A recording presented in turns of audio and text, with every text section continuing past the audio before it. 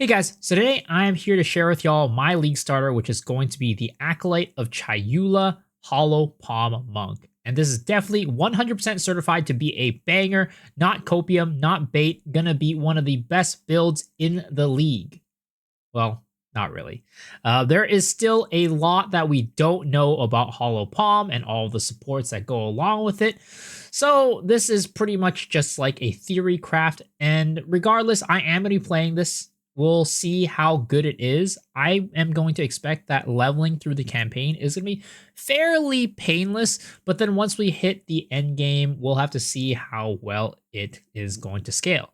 But regardless, in front of me, I have the Mobalytics guide that I wrote for this build. It is still a work in progress, because we just don't have everything. We don't have the skill gems. We don't have a lot of the updates. This is just what I put together to at least give you guys an idea about how I'm going to be approaching this class and this build, so you guys can follow along and at least have some idea when you're starting the league, because I know most people probably won't have a build guide up like the moment that the league goes out. In fact, I don't think anybody will. So this will at least give you guys something to follow along if you're like not watching the stream or anything like that, because I will be streaming it. I'll be streaming like 12 hours plus on league start. So if you do want to follow along there, I suggest you come twitch.tv/MeSecSure to see how I approach all the new stuff. But regardless, here we are. So I guess the first question goes why am I playing Acolyte of Chayula for the Hollow Palm Monk? Do I think that it's the best? By no means, no. I don't think it's the best. I actually think that Hollow Palm is one of the more maybe average / a little bit above average ascendancies for Acolyte of Chayula. I think that the best ascendancies for Hollow Palm Technique will probably be Deadeye, what a surprise, and Gemling. So I am really just playing this because I think it is very interesting. Acolyte of Chayula received a huge rework, and as a result, I really want to see how it plays. Pulling up this screen again, I'm going to talk about some of the strengths of Acolyte of Chayula for Hollow Palm. The first thing is that we do get a good bit of chaos damage on top of what we have on our character. So by that essence, I think that as a league starter, Acolyte of Chayula isn't really a bad one, because you do get a lot of free damage, right? Not every single ascendancy is going to give you free damage, and Acolyte is going to give you quite a bit of that. On top of that, we are going to be getting some Leech with Sap of Nightmares, which I think that this league for Energy Shield, if you're playing a melee character, an attack-based character, it's going to be pretty hard for you to get Energy Shield Leech outside of a couple of classes. So being a monk, being a class that has the ability to leech energy shield, I think is going to make this a fairly good league starter again, and fairly viable class for a close quarters character like Hollow Palm Monk. So that is the reason why I think that, Acolyte of Chayula is at least decent. And that's why I ended up picking it, on top of the fact that, again, it's a reworked class that seems like a lot of fun.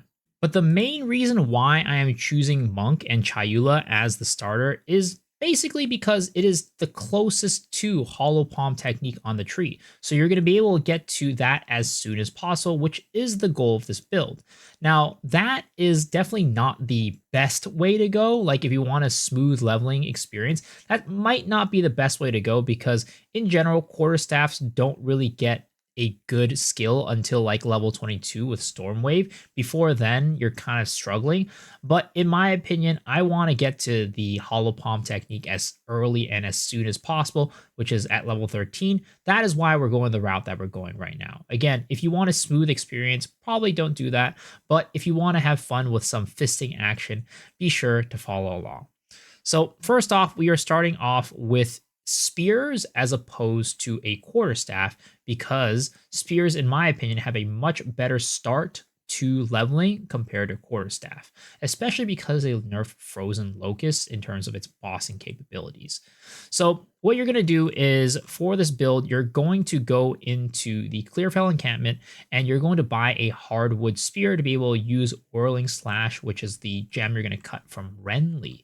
Now, after that, when you're in Clearfell, the next map, you can go to the Abandoned Stash and pick up Twister and start using your Whirling Slash Twister.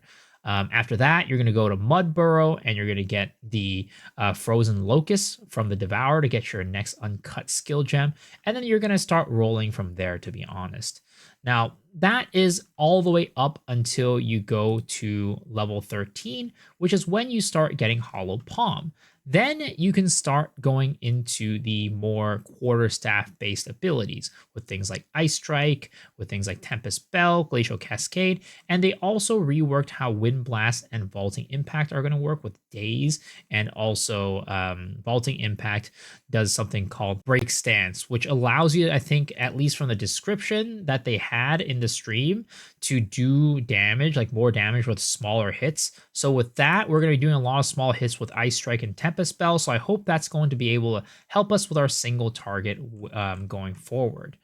Now, that is going to be how we're going to be leveling throughout the campaign.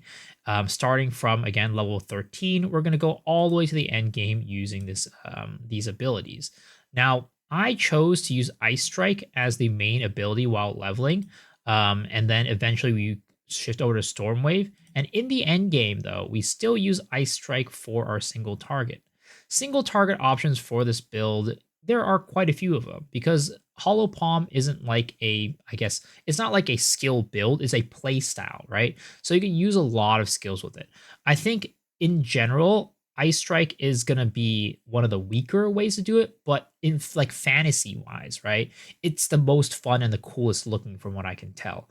I want to see how Tempest Fury looks though. So if that becomes something that looks really cool, I might end up swapping over to that. But Ice Strike at least is proving to look really cool. So I'm going to go with Ice Strike Tempest Bell for the single target for at least the foreseeable future. In endgame mapping, we are going to be relying on Shattering Palm, which has been a little bit reworked to not be have its own damage. It's going to be scaling off of our weapon damage, which in this case is given to us by Hollow Palm Technique. So my guess is that Shattering Palm is going to be even stronger than ever. So we're really going to be able to rely on Shattering Palm by itself to clear maps. Again, we will have to see how that goes when the mapping period starts and see if that actually scales like I think it does. But that's kind of like the gist of things. That's kind of how we're going to use this class. Again, you don't have to use Ice Strike Tempest Spell for single target. In fact, I do think like Falling Thunder is going to be very, very good. I also think Flicker Strike is another option that is really, really good. So both of those are probably better for endgame bossing. But at the same time, again, for the, I guess, theme and the fantasy, I'm going to go Ice Strike for now. And if it really is bad, then I'm going to swap over to something else. But again, I will be updating this build as we go along. There is a skill tree for this. When we are going through the campaign, we are going to be using Elemental. And even into the early end game, we will be using Elemental, even though we are playing Chayula.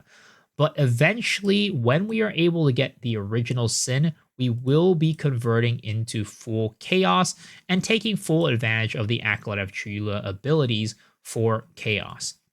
But I expect that the original Sin might be pretty expensive, given the fact that Chayula is going to be a relatively popular class, at least from what I can tell at the beginning.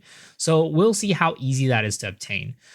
Luckily, again, I think that the Elemental build is still viable for mapping. It just will have a little bit of, I guess, maybe sustain issues, because we're not going to be able to leech as much, given that not the whole part of our damage is going to be Chaos. It's going to be part of it.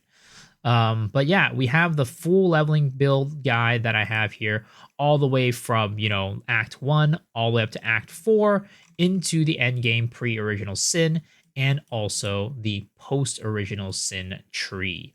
So yeah, that about wraps up this video. Again, this is going to be a very much theory crafted build. It's a work in progress. There's gonna be a lot of change going on, but I at least wanted to make this guide to give you guys a little bit of a idea about how to approach this class, because I know a lot of you guys are looking forward to playing the Hollow Palm Monk in the upcoming season.